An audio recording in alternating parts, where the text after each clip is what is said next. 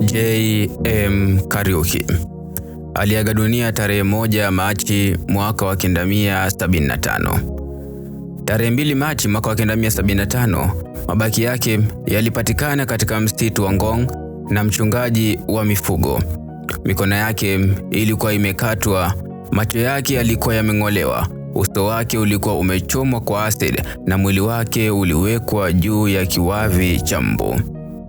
Hadi mwaka huu, mauaji yake bado hayajaelezwa vilivyo. Ila swali utajiuliza ni kwa nini akauliwa na nani ndani ya serikali alihusika katika mauaji yake? Hii ni Kurunzi ya Jamii. Jina langu Shebani Yusuf. Uchunguzi huu uliibua hasira na majonzi. Wanafunzi wa chuo kikuu cha Nairobi walitembea kwa maandamano makali mitaani wakipinga kifo chake. Maandamano haya yalivunjwa na polisi wa Kenya na chuo kilifungwa. Hakikuwahi funguliwa tena katika maisha ya uhai wa Kenyatta. Ili kuelewa yaliyojiri, turudi nyuma kidogo ni kupata taswira kamili, kisha utaamua nani alimuua na kwa nini. Kariuki alizaliwa mjini Kabatini katika mkoa wa Rift Valley kwa wazazi wake Kariuki Kigan na Mary Wanjiku. Alikuwa mwanaume pekee kati ya watoto 5 wa familia yake. Mnamo mwaka wa 1938 alijiunga kwa muda mfupi na Evanston Day School, lakini aliacha shule haraka kwa sababu ya ukosefu wa ada. Akafanya kazi shambani kwa mkulima Mwingereza hadi mwaka wa 1946 aliposhinda dau kwenye kikundi cha farasi katika mashindano ya Nakuru.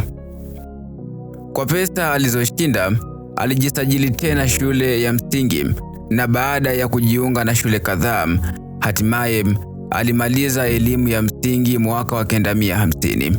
Baadaye akafululiza hadi King's College, Buda, huko Uganda kwa elimu ya sekondari. Kariuki alianza kuwa na msukumo wa kisiasa tangu mwaka wa 1946 aliposikiliza mkutano wa kisiasa ambapo Jomo Kenyatta alikosoa serikali ya kikoloni ya Uingereza kwa jinsi ilivyowatendea Wakenya. Lakini uwezekano mkubwa shauku yake ya kisiasa ilianza mapema zaidi. Kabla ya kuzaliwa kwake, wazazi wake walihamishwa mwaka wa 1928 kutoka shamba lao la familia Chinga hadi White Highlands, wakilazimishwa kufanya kazi shambani kwa wafanyakazi wazungu kwa mshahara mdogo sana, bila haki ya ardhi yao. Mnamo mwishoni mwa miaka ya 1940 alijiunga na kikundi cha tamthilia ya shule ya msingi, wakiigiza michezo inayopinga utawala wa kikoloni. Wakati akiwa Uganda kwa elimu ya sekondari, alifuatilia kwa karibu mapambano ya Wakenya dhidi ya wakulima wazungu. Tarehe 22 Oktoba mwaka wa 1952 alihitimu shule ya sekondari na kurudi Kenya kabla ya nchi kuwekwa chini ya hali ya dharura na gavana mpya Sir Evelyn Baring. Kariuki alijiunga na mapambano ya Mau Mau akiwa afisa wa mawasiliano kati ya Eldoret na Kisumu.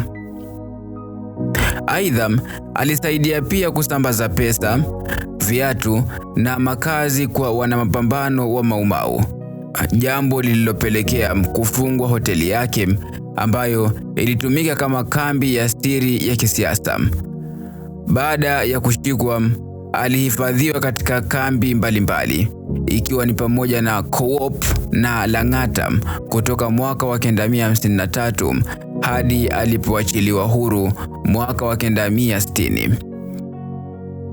Baada ya kuachiliwa huru, aliweza kupata idhini ya Kenyatta kuanzisha tawi la KANU kule Nyeri.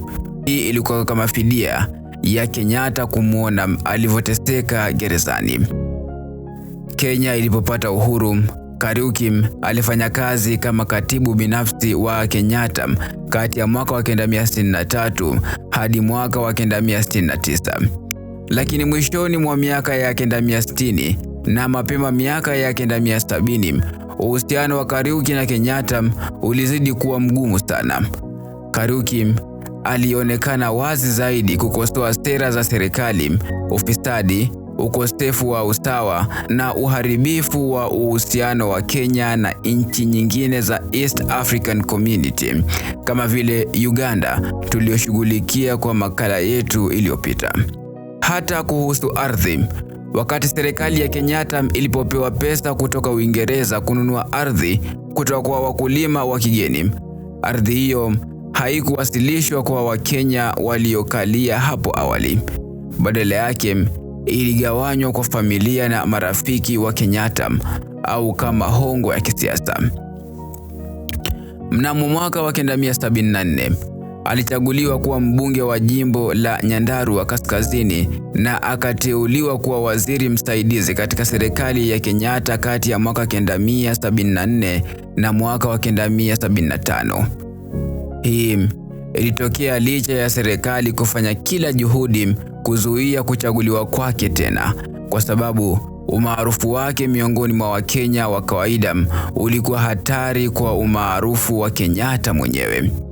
Alionekana hai mara ya mwisho tarehe 2 Machi mwaka wa 1975 katika Hilton Hotel akiwa na mlinzi binafsi wa Kenyatta. Kariuki aliaga dunia tarehe 1 Machi mwaka wa 1975 wakati basi alilokuwa amepangiwa kusafiri kwenda Mombasa kwayo likilipuka. Tarehe 2 Machi mwaka wa 1975 mabaki yake yalipatikana katika msitu wa Ngong na mchungaji wa mifugo. Mikono yake ilikuwa imekatwa, macho yake yameng'olewa, uso wake ulichomwa kwa acid na mwili wake uliwekwa juu ya kiwavi cha mbu. Uchunguzi huu uliibua hasira. Wanafunzi wa chuo kikuu cha Nairobi walitembea kwa maandamano mitaani wakipinga kifo chake, ila polisi waliwatawanya na kuzuia maandamano hayo, na chuo kilifungwa. Hakikuwahi funguliwa tena katika maisha ya uhai wa mzee Jomo Kenyatta. Leo ushahidi mpya wa kushangaza kuhusu mauaji ya kisiasa ya JM Kariuki umebainika. Mbunge huyu maarufu alikabiliwa na maswali katika makao makuu ya Special Branch, Kingsway House, miaka 25 iliyopita, baada ya kusalitiwa na kufanya aonekane kama gaidi aliyekuwa akitekeleza milipuko mikubwa jijini Nairobi. Kariuki pia alikabiliwa na maswali kuhusu akaunti za siri za benki na kupotea kwa fedha zilizotolewa na nchi za kigeni kwa National Youth Service aliyoiongoza, pamoja na fedha kwa wapiganaji wa zamani wa Mau Mau. Wakati huo huo, alipigwa risasi mkononi na kiongozi wa wakati huo wa GSU, Ben Gedhim, wakati wa mabishano makali na mmoja wa watekelezaji wake, mlinzi binafsi wa Rais Kenyatta. Baada ya hapo, alivutwa nje na kupelekwa msituni Ngong ambapo mwili wake ulipatikana na mchungaji wa mifugo.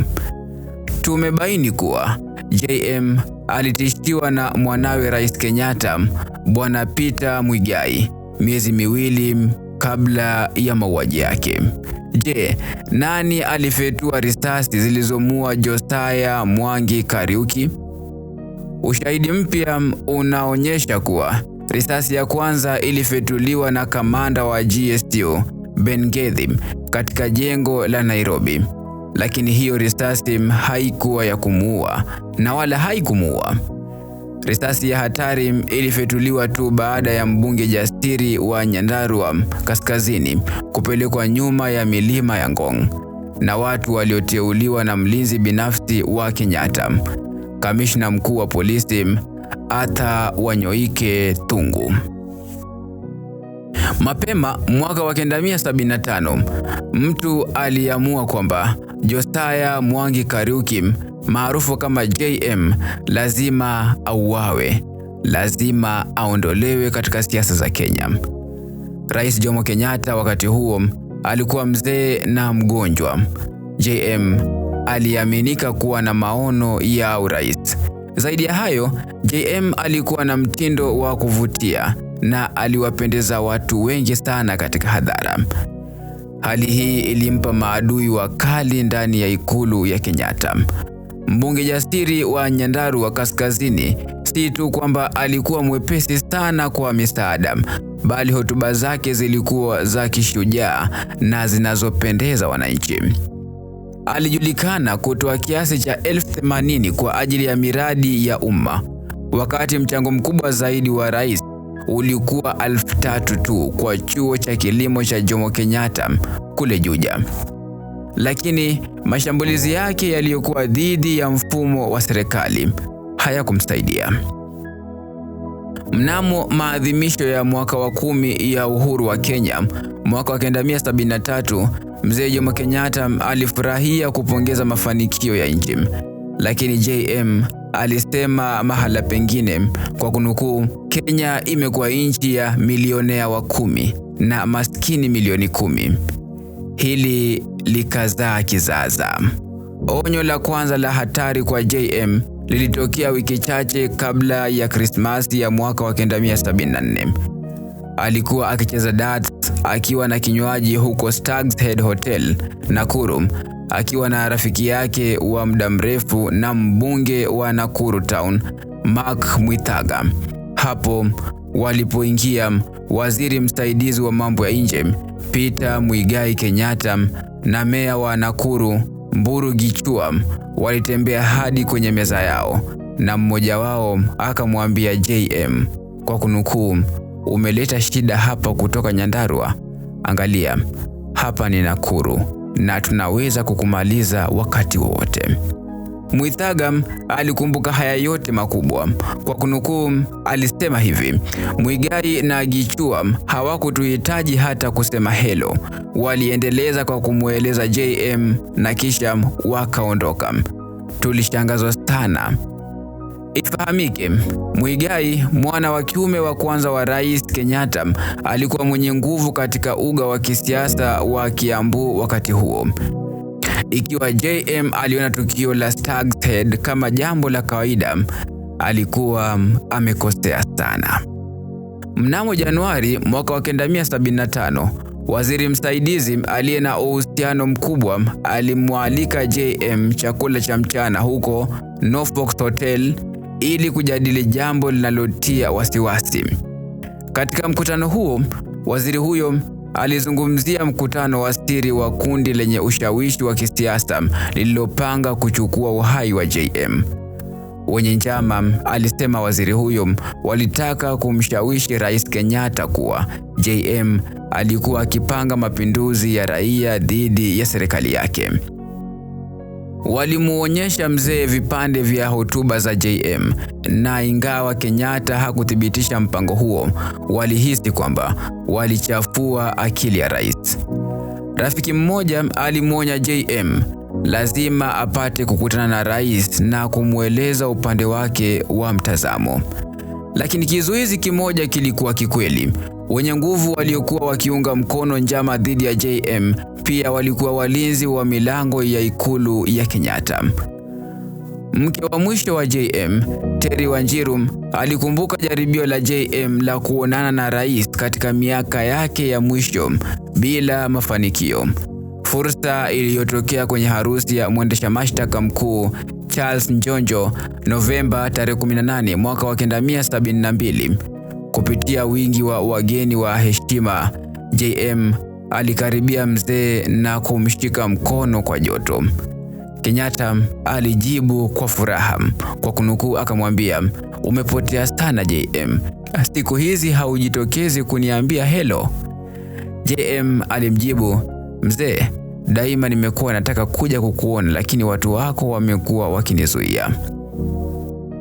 Hivyo ndivyo kulivyo, Kenyatta alijibu, akiahidi kuzingatia jambo hilo. Hadi mwanzo wa mwaka wa 1975 hakuna kilichobadilika. JM hakuwa bado karibu kupokelewa ikuluni, lakini aliendelea kuwa na hamu ya kukutana na Kenyatta. Akiwa anarudi nyumbani Gilgil mapema Februari mwaka wa 1975, JM alikutana na Njenga Karume, mbunge aliyechaguliwa na mwenyekiti wa Gema, yani Kikuyu Embu Meru Association karibu sehemu za Naivasha. JM alimsimamisha Karume na wawili hao walizungumza kando ya barabara. Karume ambaye aliishia kuwa mbunge wa Kiambaa alielezea kuwa, kwa kunukuu, JM alionekana amezidiwa na mawazo. Hakuwa mtu mwenye kujiamini niliyejua. Alianza kwa kunishukuru kwa kusimama naye mwaka wa 1974 wakati kundi lenye nguvu lilikusudia kutumia Gema kumpinga katika uchaguzi. Kisha alinieleza mpango dhidi ya maisha yake na matatizo yake ya kufikia Kenyatta. Karume alihisi huruma kwa hali aliyokuwemo JM na aliahidi kumsaidia kupata nafasi ya kupatana na rais. Ila wakati ulikuwa ukikimbia haraka sana. Mapema Februari, maadui wa JM walikuwa tayari na mpango wa kutatua tatizo lao.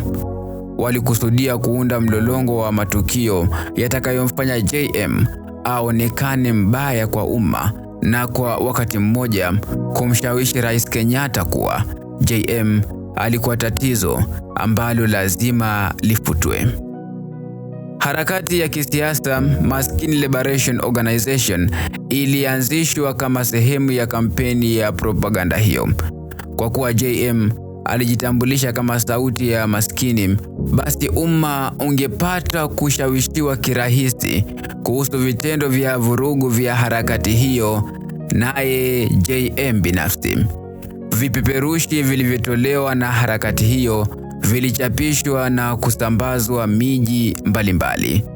Vilionyesha majina ya JM, Charles Rubia na wengine 5 kama wamiliki wa Maskini Liberation Organization.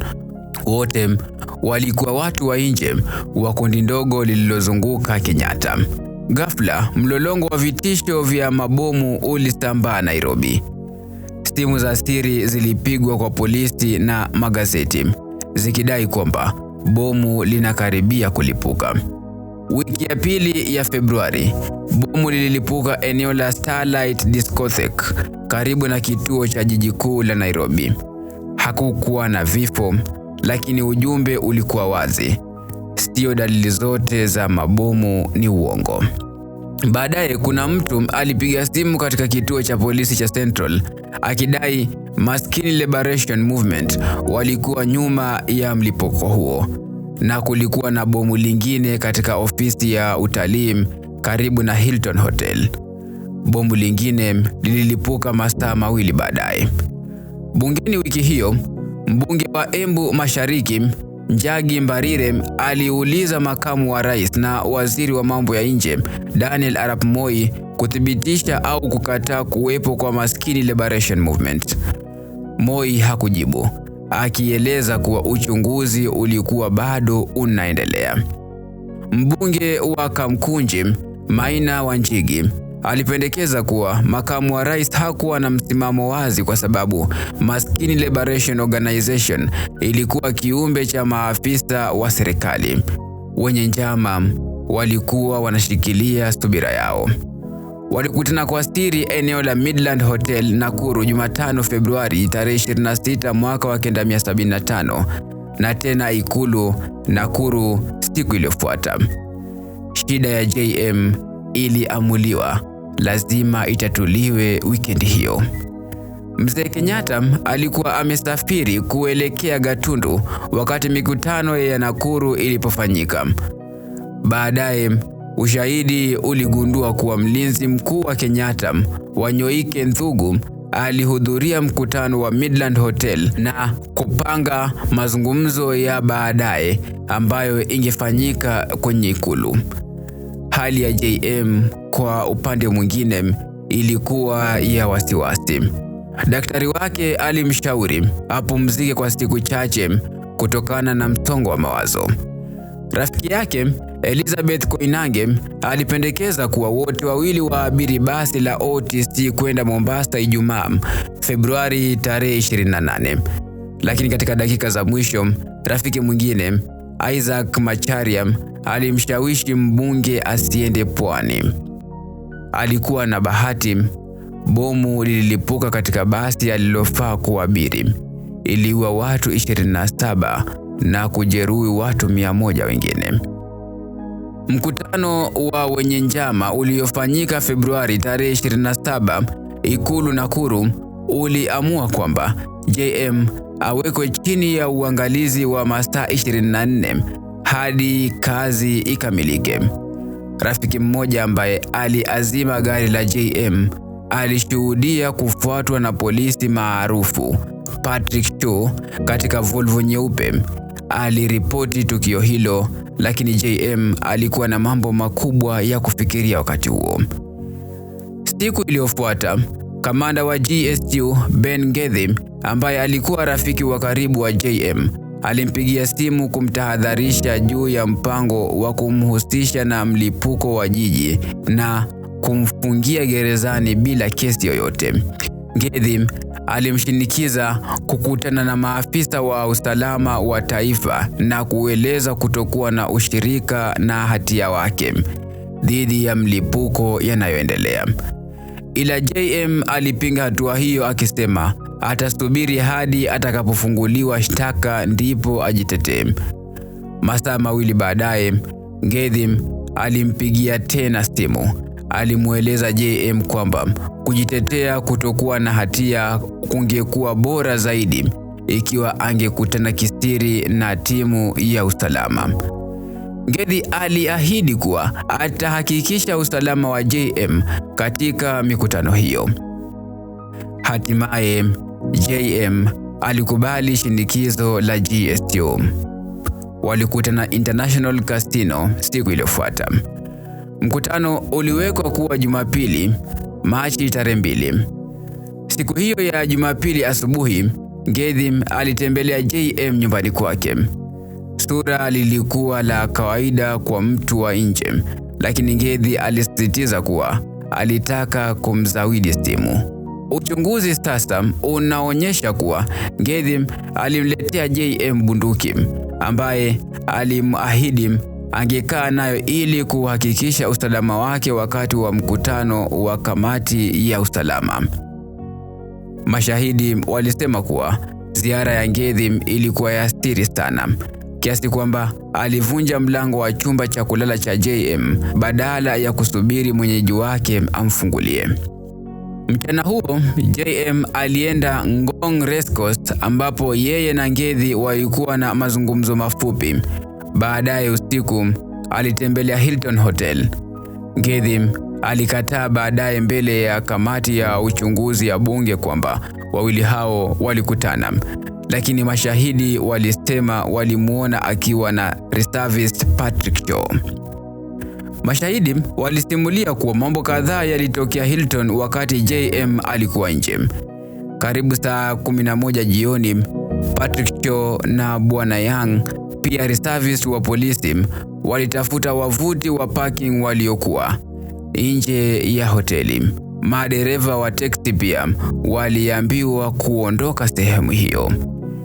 Imedhihirika pia kwamba kiongozi wa CID Ignatius Nderi na mkurugenzi msaidizi wa National Youth Service Waruhia Itote walionekana kwa muda mfupi Hilton na wawili hao. Miongoni mwao pia alikuwa Pius Kibathi, polisi wa kibinafsi, na mwenyekiti John Mutungu wa Olkejuado County Council. JM alifika Hilton Coffee House karibu saa 7 kasorobo. Alikuwa karibu kukaa na rafiki yake mwingine wakati ghafla Ngethi alionekana. Ngethi alikataa kuonana na yeyote mwingine. Ikabidi JM kumwacha rafiki yake pembeni na kukaa na Ngethi. Mlinzi wa hoteli Fred Singombe aliwaona JM na Ngethi wakiingia ndani ya Peugeot station wagon nyuma ya hoteli hiyo. Gari la JM, Mercedes Benz nyeupe, nambari ya usajili KPE 143, lilibaki mbele ya Hilton ambapo familia ililipata baada ya JM kupotea. Harakati zake kutokea hoteli zimetiwa shaka kwa miaka. Harakati zake baada ya kuwa hotelini zimetiwa shaka kwa miaka. hata kwa kamati ya bunge. Lakini sasa tumebaini kuwa wawili hao walienda makao makuu ya Special Branch, Kingsway House, Muindi Mbingu Street. Ngethi na JM waliingia jengo kupitia mlango wa nyuma na kuelekea ofisi ya afisa mkuu wa Special Branch.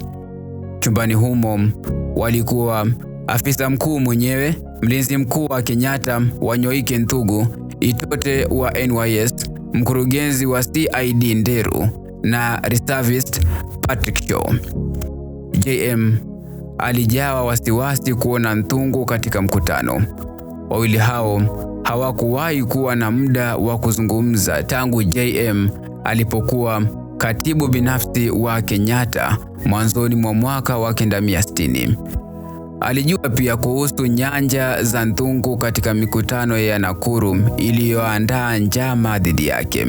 Huko Kingsway House, Ngethi aliwacha JM akijitetea na maswali ya Nderi na Shaw kuhusu mlipuko wa mabomu. JM, kama jinsi ilivyosemwa na polisi mstaafu, alijibu mashtaka yote yaliyoulizwa hadi wawili hao wakaridhika kuwa hana uhusiano na ulipuzi wa Nairobi. Nthugu, ambaye alikaa kimya kisha akatoa maswali yake, alitaka kujua kwa nini JM alikuwa akizunguka nchini akimkashifu Rais Kenyatta. JM alikana kabisa. Alisema hakuwahi kumkashifu Kenyatta na yote aliyoyazungumza yalihusu haki ya kijamii kwa Wakenya wote, jambo lililosambamba na imani za Kenyatta. Kisha Nthugu aligusia swala nyeti. Alimuuliza JM akaunti ya fedha aliyopokea kwa ajili ya udhamini wa masomo akiwa katibu binafsi wa Kenyatta. Pia alirejelea fedha zilizotolewa kama fidia kwa wapiganiaji wa Mau Mau waliopoteza ardhi zao wakati wa harakati za uhuru, ambazo ziliendeshwa na JM akiwa waziri msaidizi wa kilimo. Itote, ambaye alikuwa akifanya kazi kwa karibu na JM NYS, alizungumzia fedha kutoka serikali ya China ambazo JM alidaiwa kupokea kwa niaba ya huduma hiyo. Mzozo kati ya JM na Nthugu ulikuwa mkali sana. Nthugu, kulingana na chanzo cha uhakika, alikasirika na kumpiga JM kwa ghadhabu mdomoni, akimng'oa meno matatu. Mwili wa JM uliopatikana katika City Mortuary siku 8 baadaye ulikuwa na meno matatu ya chini yaliyopotea. Kwa kiakili, JM alichukua bunduki lake katika mfuko wake, ile aliyokuwa amepewa na Ngethi asubuhi hiyo. Lakini Ngethi alipopewa taarifa kuwa JM alikuwa na bunduki, alishikwa na hasira zaidi. Aliibua revolver yake ambayo imesajiliwa na serikali na kumpiga JM katika mkono wake wa juu wa kulia ili kumlinda Nthugu. JM alipotumbukia katika dhuu la damu, Nthugu alimpigia simu mwanasiasa mkubwa kumjulisha kilichotokea. Hakujulikana mwanasiasa huyo alisema nini. Hata hivyo, ushahidi uliopokelewa na kamati ya uchunguzi ya mauaji ya JM na kisha kuthibitishwa na Ngethi katika confession kwa dada ya JM miaka mingi baadaye uliweka wazi kwamba baada ya simu hiyo, Nthugu aliwaita wanaume watatu waliokuwa wakisubiri katika chumba kingine. Aliwaamuru wamfungie JM kwa mshipi na kumpeleka kwenye gari lililokuwa linasubiri nje. Hatimaye gari ambalo lilipatikana karibu na mwili wa JM lilikuwa la mwenyekiti John Muthungu wa Ngong Ward, eneo ambapo mwili wa JM uliopigwa risasi ulipatikana na wazee wawili wa Maasai asubuhi iliyofuata. Mwenyekiti Muthungu baadaye alialikwa na kamati ya bunge ya uchunguzi kuleta gari lake Peugeot Station Wagon ya kijani yenye alama nyekundu Midpack. Ripoti ya mwisho ya kamati iliyochunguza kifo cha JM ilipendekeza kwamba mwenyekiti Mthungu achunguzwe pamoja na Thungu, waziri wa jimbo Mbio Koinange, mlinzi wake Peter Karanja, meya wa Nakuru Mburu Gichua, kamishna wa wilaya ya Nyandarua Stanley Thuo, mkurugenzi msaidizi wa NYS Waruhiu Itote na mpinzani wa JM katika chaguzi mkuu wa 1974 Evans Ngugi. Mmoja wa wanakamati wa uchunguzi alisema baadaye kuwa walihisi Mbio Koinange ndiye aliyekuwa anayezungumza na Thungu kwenye simu baada ya JM kupigwa risasi. Wabunge walibaini kuwa Thungu alisafiri Nairobi kutoka Nakuru kwa njia ya siri siku ya mchana ya Machi tarehe 2. Alipoulizwa na kamati ya uchunguzi, Thungu alikata rufaa kuwa yeye hakuhusika na mauaji hayo, bali tarehe 2 Machi alikuwa pamoja na rais sehemu za Gatundu. Rais kwa kweli hakuweza kuombwa kuthibitisha madai hayo. Shahidi wa siri alithibitisha mbele ya kamati ya uchunguzi kuwa Ngethi alibaki peke yake Kingsway House hadi usiku wa manane, akivuta sigara na kuzungumza kwenye redio ya polisi. Kabla ya kifo chake, Septemba tarehe 12 mwaka wa 1994, Ngethi alikiri kwa dada ya JM, Rahab Mwaniki, kuwa alimpeleka JM kwa Nderi na Shaw kwa uchunguzi wa shutuma za umiliki wa bomu na vilipuzi vingine. Alisema alimwacha JM kwa hao maafisa wa polisi wakuu wawili na alirudi baada ya muda kupata bwana Pius Kibathi na wanaume wengine wawili wakivuta mwili wa JM aliyejeruhiwa kwenda kwenye gari nyuma ya Kingsway House. Lakini vyanzo vingine vinadai kuwa Ngethi hakuwahi kuondoka Kingsway House hadi JM alipopelekwa kutupwa mbali sana. Katika kumbukizi zake A Love Affair with the Sun, Sir Michael Blandley, mwanasiasa na mfanyabiashara aliye na uhusiano mkubwa, alisema kwamba baadhi ya risasi zilizopatikana kwenye eneo ambapo mwili wa JM ulipatikana Ngong ziliungwa kuwa risasi kutoka kwenye bunduki la mlinzi wa rais ambaye hakumtaja. Kamati ya bunge ilibaini kuwa pistol 2 tofauti zilitumika kumuua JM. Ni wazi alipigwa risasi kwenye sehemu tofauti, kwanza Kingsway House na baadaye Ngong Hills, mahali pa mauaji. Bunduki zilizotumika zilikuwa 38 Walter au 38 man. Zote pia zilikuwa silaha zilizotumika na wanajeshi wa GSU Reke Company. Wafanyakazi wa Reke Company wakati huo walitumika kwa kazi maalum. Kazi yao kuu ilikuwa ni kumsafirisha rais kutoka sehemu moja hadi nyingine na viongozi wa mataifa geni. Wajumbe wa kamati ya uchunguzi waliamini kuwa mauaji ya JM yalikuwa yamepangwa vilivyo na yangefanyika hata kama Thungu asingekuwa amempiga risasi huko Kingsway House. Tarehe 3 Juni mwaka wa 1975 ilikuwa siku ya matarajio makubwa sana na mvutano mkali unaokandamiza. Kamati ya kuchunguza mauaji ya JM ilikuwa imemaliza kazi yake na ripoti ilipaswa kuwasilishwa bungeni.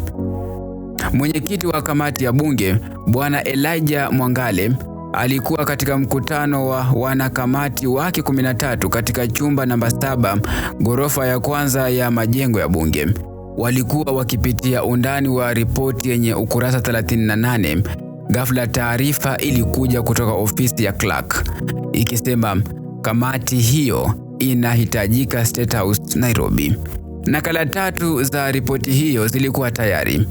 Bwana Mwangale alitembea na moja. Nakala nyingine 2 zilihifadhiwa kwa wabunge wa zamani, Martin Shikuku wa Butere na marehemu Ndirie Amin wa Wajir Mashariki.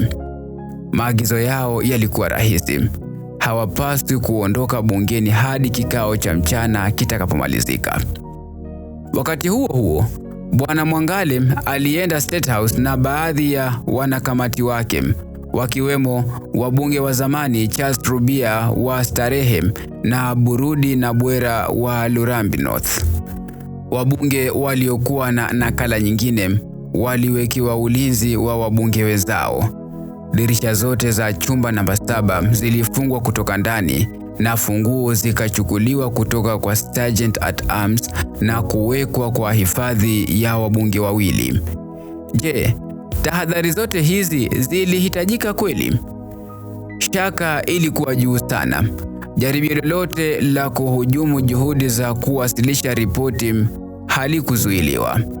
Kila mara wabunge waliokuwa na nakala walibadilishana kulinda chumba namba 7, kuhakikisha kuwa nakala hizo bado zilikuwa salama. Mvutano uliongezeka saa 8:30 mchana, wakati kikao cha mchana cha bunge kilipoanza bila uhakika kuhusu muda timu ya Mwangale ingewasili. Wakati huo huo, State House, Bwana Mwangale na timu yake walikuwa mbele ya Mzee Kenyatta. Walishauriwa swali moja tu: kwa nini majina ya waziri wa baraza la mawaziri Mbiu Koinange na ya mlinzi wa rais Senior Superintendent Arthur Wanyoike Ntungu yako katika ripoti hiyo? Rubia alisema kwa kunukuu, kama ni hivyo mzee, tunaweza kuondoa majina hayo kisha tuipeleke bunge. Kenyatta akasema kama ni hivyo sawa sawa.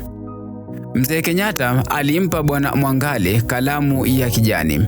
Alimwambia aondoe majina hayo mawili na aweke sahihi yake kando ya kila iliyofutwa.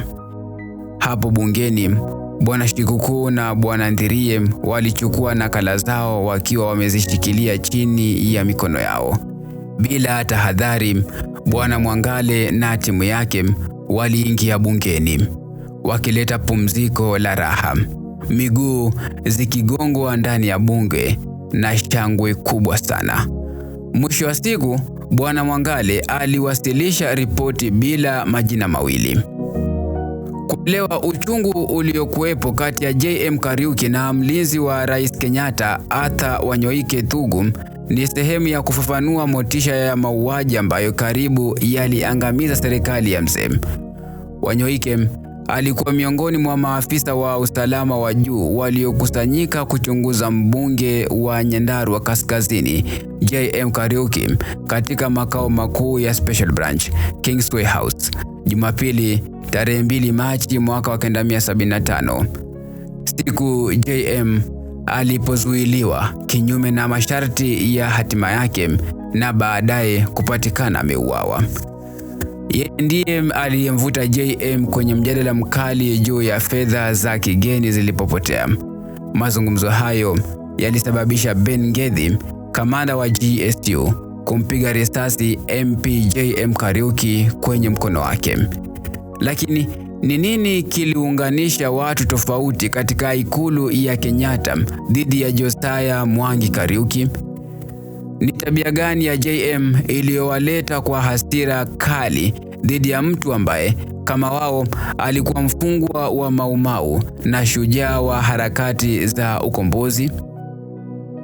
Kazi yake ya kwanza katika Kenya huru ilikuwa kama katibu binafsi anayeshughulikia masuala ya kisiasa katika ofisi ya Waziri Mkuu Jomo Kenyatta, ambaye baadaye akawa rais wa Jamhuri mpya kati ya mwaka wa 1962 na mwaka wa 1964. Kenyatta alijuana na JM kwa mara ya kwanza akiwa gerezani.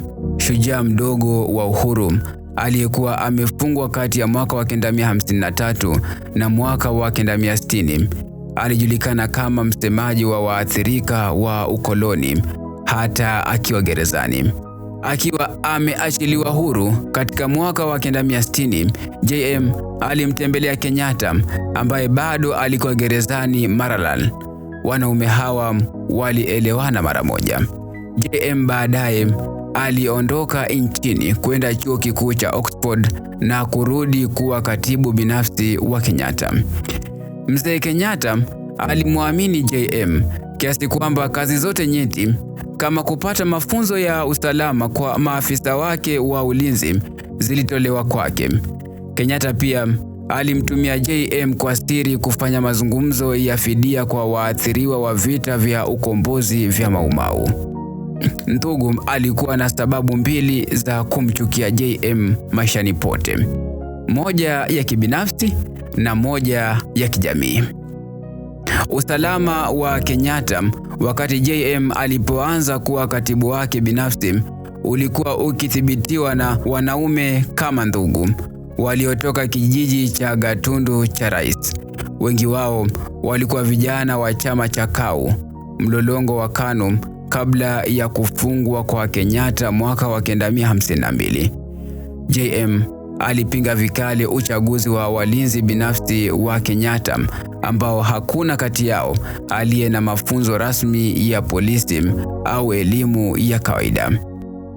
Alipendekeza kuanzishwa kwa National Youth Service ili kuchukua vijana wa zamani wa KAU na wapiganaji wa Mau Mau kwa mafunzo ya ujuzi wa kazi. Kwenye suala la usalama wa Kenyatta, JM alipata washirika wa nguvu kupitia Bernard Hinga, mkurugenzi mpya wa polisi wa ujasusi, na Sir Alex Piston, mkuu wa ulinzi wa waziri mkuu. Kwa ushirikiano wa maafisa hawa watatu, Kenyatta alipunguza wazo la kuwachukua vijana wake wote kama walinzi, lakini alikataa kuwatenganisha wachache kutoka jirani yake ya Ishaweri. Aliamuru waende nje ya nchi kwa mafunzo. Nthugu alikuwa miongoni mwa wachache walioteuliwa na hakusahau kuwa karibu alikose keki ya uhuru, jambo ambalo hakumsamehe JM kamwe. Lakini JM alikuwa na tatizo kubwa zaidi. Alitoka wilaya ya Nyeri, huku State House ya Kenyatta ikihusiana zaidi na Gatundu, Kiambu. JM alikuwa mgeni na kampeni ya State House ilianzishwa kupunguza heshima yake machoni pa Kenyatta. Mambo hayakurahisishwa na ukweli kwamba JM alikuwa na tamaa ya wazi ya mwenye nguvu. Polepole Kenyatta alianza kumshuku JM. Katika kitabu chake Politics of Independence of Kenya, mwanahistoria Keith Kiale anarejelea tukio ambalo Kenyatta alimpeleka JM kuulizia nafasi 6 za mafunzo kwa walinzi wake nchini Israel. Kenyatta baadaye alimtegemea Dr. Gikonyo Kiano, ambaye hakuwa mfanyakazi wa State House, kuamua nani angepata nafasi za masomo hiyo. Kampeni dhidi ya JM ilikuwa kali kiasi kwamba msichana aliyempenda na kwa ajili yake aligharimu nusu dote ya mahari alisahaulika kuolewa naye. Msichana huyo baadaye aliolewa na mwanajeshi wa usalama wa Kenyatta, ambaye aliishia kuwa waziri wa baraza la mawaziri. Mnamo mwanzoni mwaka wa 1964, hatimaye Kenyatta alishawishiwa kumwachisha JM nafasi ya kuwa katibu wake binafsi na kuibomoa kabisa kazi hiyo. JM alipelekwa kwenye huduma mpya ya vijana NYS, hapo pale ambapo yeye mwenyewe alitaka kumweka Nthugu na wenzake. Kama kiongozi wa kitaifa wa NYS, JM alisafiri nchi nzima akisimamia urejeshaji wa wanajeshi wapya na kukagua miradi. Lakini mchoro mpya wa matatizo ulikuwa umesubiri. Sheria ya NYS iliweka kiongozi wa kitaifa sawa na wakuu wa huduma, ikimruhusu JM kukaa kwenye mikutano ya usalama wa taifa. JM alichanganya mwenyewe. Mnamo mwaka wa 1968 aliingia bunge akiwa amevaa sare kamili ya NYS. Hapo alipokuwa mbunge wa Aberdare, baadaye Nyandarua Kaskazini. Jambo hili lilisababisha kelele. Mbunge mmoja wa baraza la mawaziri chini ya usimamizi ya mwanasheria mkuu Charles Njonjo aliuliza spika kama ilikuwa sahihi kwa JM kuingia bunge akiwa amevaa sare ya majeshi. Spika Humphrey Slade alisadikisha kuwa hakuna kosa lolote mradi tu sare hiyo haijumuishi kofia. Lakini jambo hilo halikumalizika hapo. Waziri wengine walienda na kulalamika kwenye cabinet wakimlalamikia Kenyatta kwamba JM alijitahidi kulinganishwa na kamanda mkuu wa jeshi, mtu pekee aliyejulikana kuingia bunge akiwa amevaa sare ya kijeshi. Wiki chache baadaye, JM alifutwa kazi ya kiongozi wa kitaifa wa NYS na nafasi hiyo ikafutwa kabisa. Hata hivyo, Kenyatta bado alikuwa na upendo kwa katibu wake wa zamani. Alimteua JM kuwa waziri msaidizi katika wizara ya kilimo akiwa na majukumu maalum. Hii nafasi haikueleweka wazi, lakini ilimaanisha kwamba JM angeweza kulinganishwa na waziri wake mwenyewe. Hali iliyomkuta JM katika wizara ya kilimo ilipelekea malumbano na waziri Bruce Mackenzie pamoja na rafiki yake Njonjo. Mnamo mwanzoni mwa mwaka wa 1969, JM alichukua fursa ya kutokuwepo kwa waziri nchini Kenya na akafuta kwa notisi wakurugenzi wawili wa kilimo kutoka nje ya nchi pamoja na watumishi wengine 5 wa ngazi za juu. Mackenzie alikataa safari yake na kurudi nyumbani kwa hasira. Alileta suala hilo mkutano wa baraza la mawaziri, lakini Kenyatta alimsupport JM akisisitiza yuko chini ya mamlaka ya waziri na sera ya uwajibikaji wa pamoja. Baraza la mawaziri haikuwa na uwezo wa kupinga uamuzi huo. Mackenzie na Njonjo hawakumsamehe JM kamwe. Baadaye Kenyatta alibadilisha JM kutoka wizara ya kilimo hadi wizara ya utalii na wanyamapori. Uchaguzi mkuu wa mwaka wa 1969 zilimpa JM fursa ya kuonyesha ujuzi wake wa kimasuala ya shirika na heshima aliyopata miongoni mwa wenzake. Hapo sasa JM alikusudia ngazi za juu. Katika sherehe ya ushindi aliyoiandaa kwa wafuasi wake baada ya uchaguzi, alifichua ndoto yake kwa kunukuu, "Nitakuwa nikishika mambo makubwa hatimaye." Hii ilikuwa mwanzo wa JM wa kishujaa, mkali zaidi, akikosoa serikali ya Kenyatta kila alipopata nafasi. Akizungumza wakati wa sherehe ya kuhitimu kwa wanafunzi huko High Ridge Teachers College mwanzoni mwa mwaka wa 1970, alisema serikali ya Kenya ilikuwa imekosea ndoto za wapigania wa uhuru. Alisema mbele ya umati ya watu walioshangaa kwa kunukuu, "Nina imani kwamba kubadilisha Kamau kwa Smith, Odongo kwa Jones na Kiplagat kwa Keith hakuwezi kutatua kile ambacho wapigania wa ujasiri wa uhuru walichokiona kama haki ya kijamii iliyotishiwa na isiyo na haki." Wiki chache baadaye alipokewa na shangwe kubwa sana kutoka kwa wanafunzi wa chuo kikuu cha Nairobi aliposema, "Inachukua zaidi ya wimbo wa taifa kutengeneza taifa lenyewe." Baadaye JM alielekea chuo kikuu cha Makerere, Uganda, na hapo alitangaza wazi kuwa sera ya Kenya ya ujamaa wa Kiafrika haikuwa chochote zaidi ya hadaa. Kuanzia hapo JM akawa mtu wa kufuatiliwa sana na kuchunguzwa kupita kiasi. Wajumbe wa Gema walimtembelea mzee Kenyatta wakilalamikia mbunge huyo aliyekuwa anazidi kupata umaarufu, lakini Kenyatta alipuuzilia mbali hofu hizo, akisema JM ni ng'ombe dume mchanga asiye na uzoefu, hajui hata upande gani wa kumpandia ng'ombe jike. Lakini si kila mtu aliona hivyo. Mpango ukawekwa, mpango wa kumdhibiti JM. Ruhusa za kuhudhuria mikutano akaanza kunyimwa, sio tu mikutano ya kisiasa, hata hafla za kifamilia. Sherehe ya siku yake ya kuzaliwa iliyopangwa tarehe 21 Machi mwaka wa 1971 ikabatilishwa dakika za mwisho na serikali.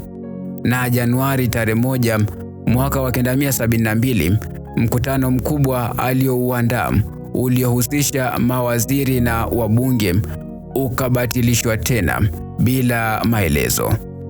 JM akiwa amekasirika aliwaambia wabunge bungeni kampeni hiyo dhidi yake ilikuwa inapakana na upuuzi. Alipopigwa marufuku kuzungumza nje ya bunge, JM aligeuza bunge kuwa jukwaa lake.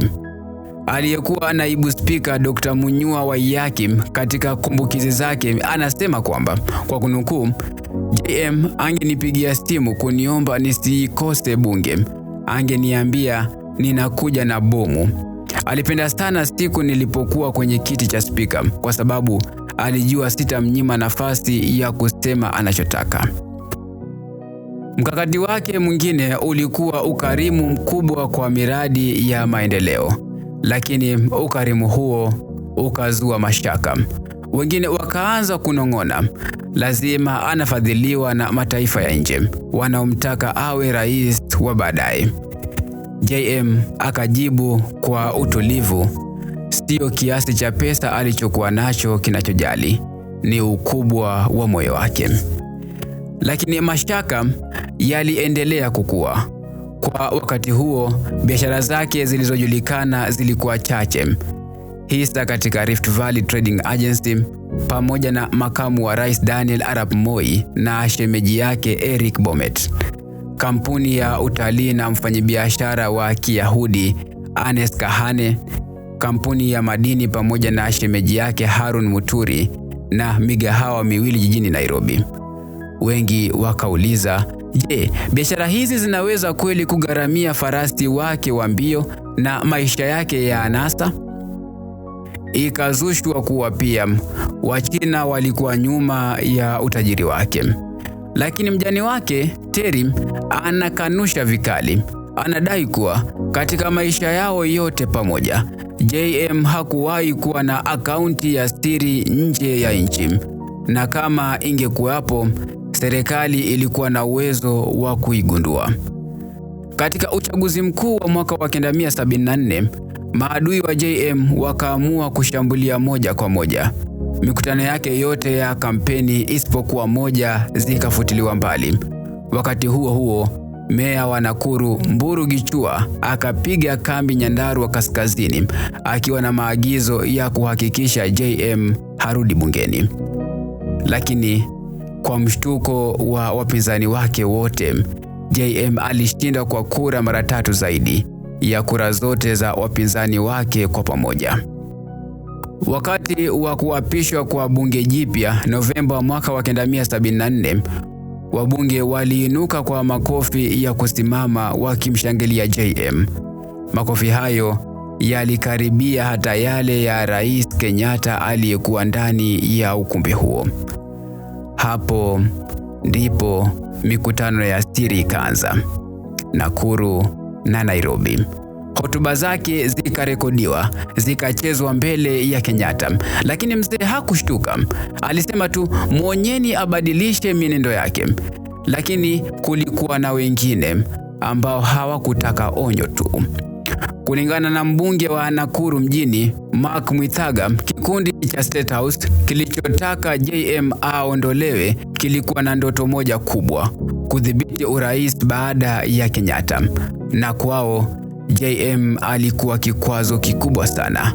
Ndio maana katika mikutano hiyo ya siri waliamua kwa baridi bila huruma kwamba JM lazima afe tarehe 2. Hii ni Kurunzi ya Jamii. Jina langu Shebani Yusuf.